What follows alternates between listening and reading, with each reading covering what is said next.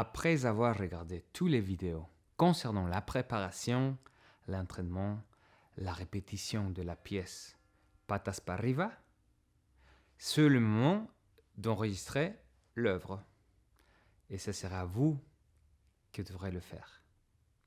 Pour avoir un bel enregistrement, pour réussir ce défi, il nous faut travailler tout le temps avec le métronome. Mais attention, parce que bien sûr, nous ne voulons pas avoir le son du métronome dans l'enregistrement. Comment faire pour avoir le métronome et ne pas l'entendre pendant l'enregistrement? Bon, je vous invite à justement lancer votre métronome dans le téléphone portable et brancher un casque, des casques, des écouteurs, peu importe lesquels, mais surtout de petits casques comme ça, parce qu'il nous faut justement, introduire un seul à l'oreille pour que le deuxième continue à surveiller le son que vous allez faire. Donc, vous pouvez justement lancer le métronome à la vitesse que la partition indique et d'un seul coup, vous allez avoir toujours le clic que à l'oreille. Alors, nous parlons d'un enregistrement. Comment le faire?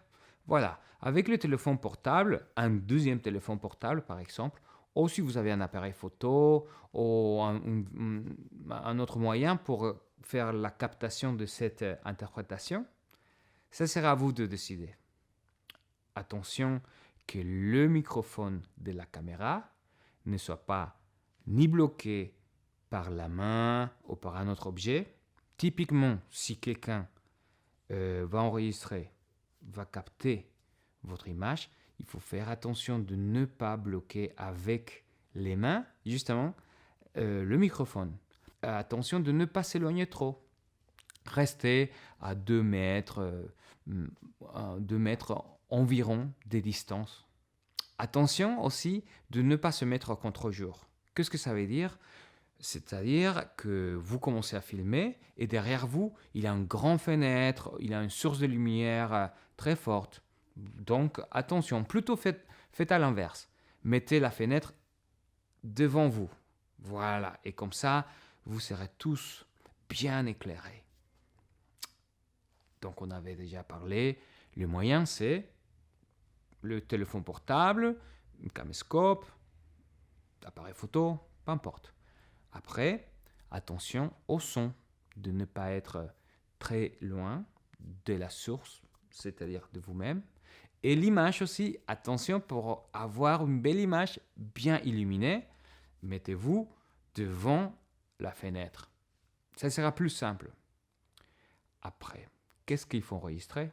Bon, écoutez, il faut enregistrer toute la pièce patas para arriba, à partir de la première mesure jusqu'à la dernière mesure. Avant d'enregistrer la pièce, il faut s'entraîner.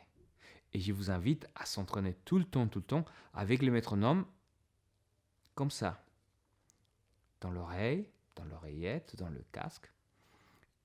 De cette façon, vous serez plus à l'aise le jour J, le jour de l'enregistrement. Donc, une fois que vous vous sentez à l'aise d'enregistrer la pièce avec le casque, vous pouvez continuer et justement faire l'enregistrement. C'est fort probable qu'il faut faire 1, 2, 3, 5 prises. Ça dépend de vous. Il faut envoyer une seule, la meilleure. Vous téléchargez le fichier avec la prise correcte et allez hop, c'est parti. Avant de finir cette vidéo, j'attire votre attention. Faites l'enregistrement dans un lieu le plus calme possible. Souvent, les extérieurs, ils sont pas très calmes, même si vous êtes à la campagne. Mais c'est à vous de justement repérer un endroit calme. Si vous êtes juste à côté de la télé et elle est allumée, ça c'est une très mauvaise idée. Après, si vous êtes juste à côté d'un endroit où ça se passe beaucoup de bruit, par exemple, comme la machine à laver ou je sais pas, un atelier, peut-être ce n'est pas non plus le meilleur des endroits. Ok? Écoutez, je vous souhaite un très bon travail, un bon tournage, bon courage et à une prochaine.